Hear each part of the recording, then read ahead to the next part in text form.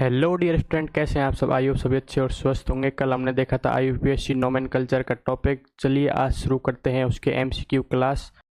Question number first, hydrocarbon एवं hydrocarbon के व्युत्पन्न को कहते हैं हाइड्रोजन संयुग्मन यौगिक, कार्बनिक तत्व या कार्बनिक यौगिक। हमने हाइड्रोकार्बन क्या होते हैं जिसमें हाइड्रोजन हाइड्रोजन जिसमें हाइड्रोजन व कार्बन उपस्थित होता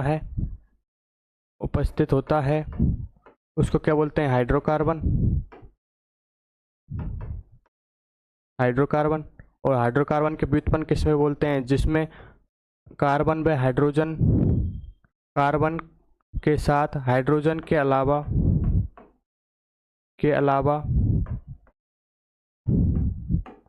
अलावा कोई अन्य तत्व हो, क्या अन्य रेडिकल हो, R मान लेते हैं, जैसे CR या X। तो C या कार्बन के साथ X की जगह हेलोजन परमाणु कोई भी हो सकता है, तो यानी कि FCl,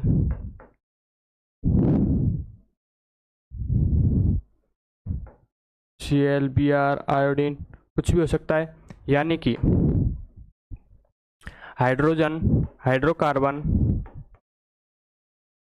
हाइड्रोकार्बन एवं उसके व्युत्पन्न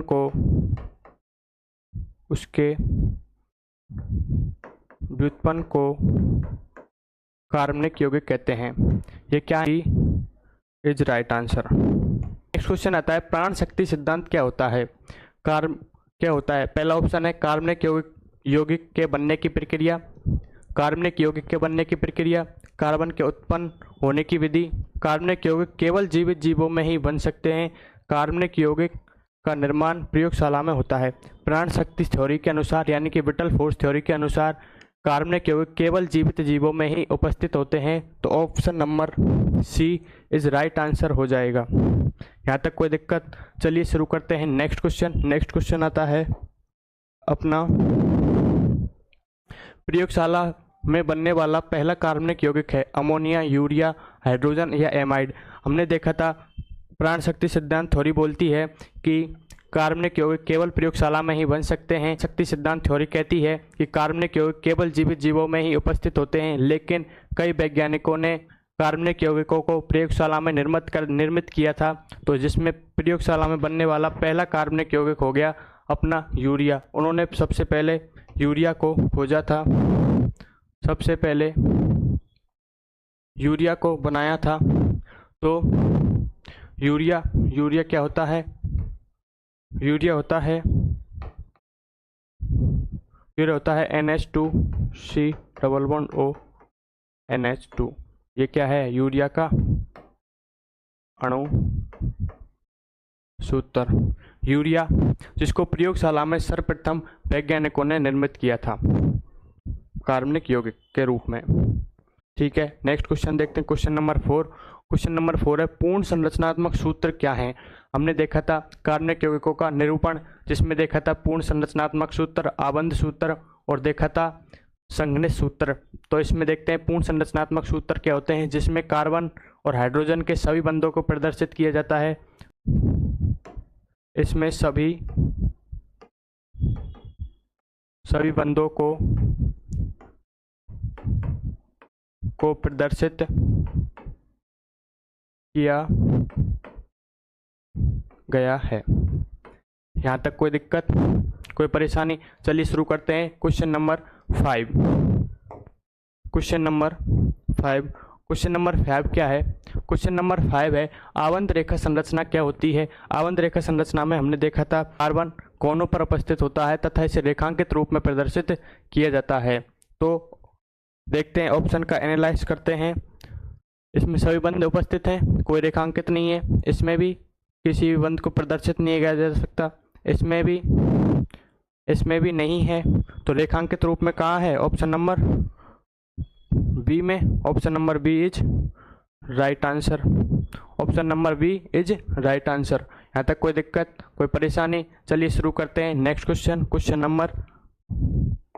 नंबर 6 कहते हैं। क्वेश्चन नंबर 6 है, संघनित रेखा संरचना क्या होती है। संघनित रेखा संरचना में सभी बंध को एक संघनित रूप में यानी कंडेंस रूप में लिखा जाता है। तो चलिए देखते हैं ऑप्शन में ये क्या है। पहला तो रेखांकित रूप में है तो ये नहीं हो सकता। संगणित रूप में किस में है? ऑप्शन नंबर बी में हमें संगणित रूप से प्रदर्शित किया गया है। Option number B is right answer, क्योंकि इसमें सभी बंध को संगणित रूप से प्रदर्शित किया गया है। संगणित रूप से यह है रेखांकित रूप में, यह रेखांकित रूप में, यह पूर्ण संरचनात्मक रूप में, तो ये नहीं हो सकता। तो यही क्या है? संगणित रूप में, ये भी रेखांकित रूप में है।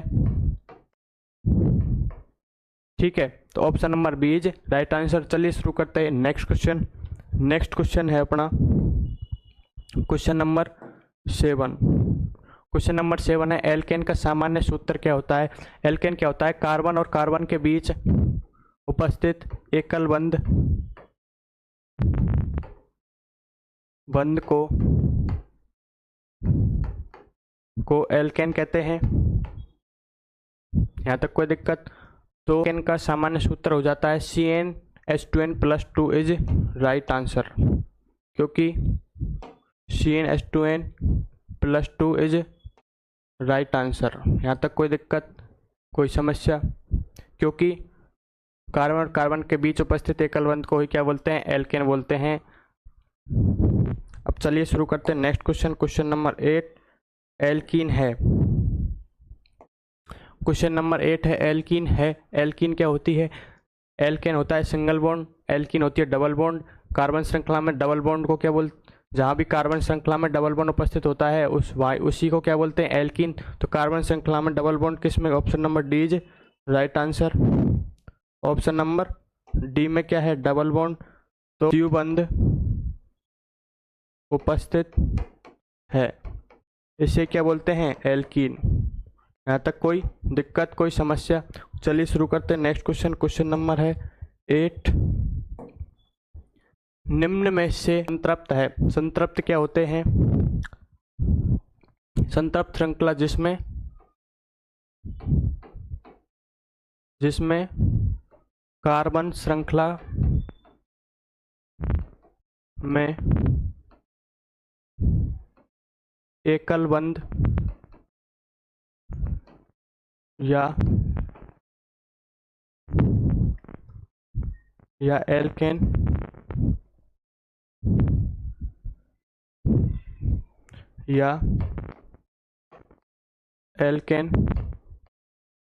उपस्थित हो। यहाँ तक कोई दिक्कत? एल्केन उपस्थित हो यानी कार्बन व कार्बन के बीच सिंगल बॉन्ड, एकल बंध। Option number A is right answer इसका हो जाएगा। यहाँ तक कोई दिक्कत, कोई समस्या? चलिए शुरू करते हैं नेक्स्ट क्वेश्चन है अपना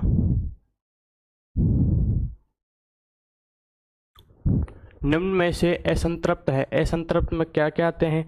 संतृप्त में आता है एल्केन, जिसमें एल्केन उपस्थित होता है वो संतृप्त रहते हैं।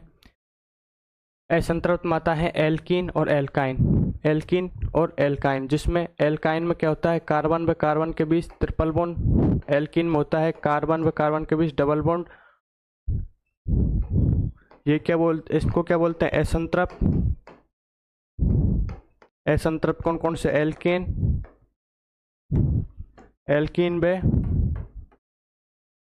व एल्काइन, दोनों को क्या बोलते हैं? बोथ। दोनों को क्या बोलते हैं? असंतृप्त। ऑप्शन देखिए, एल्कन में एल्काइन और एल्कीन दोनों है, बोथ बी एंड सी। तो डी इज राइट आंसर, क्योंकि दोनों ही उपस्थित होते हैं। B is right answer. आज के MCQ क्लास यहीं करते हैं समाप्त। आपका प्यार और समर्थन देने के लिए बहुत बहुत धन्यवाद। चैनल पर नए हो तो चैनल को सब्सक्राइब, पेज पर देख रहे हो तो पेज को फॉलो जरूर कर लें।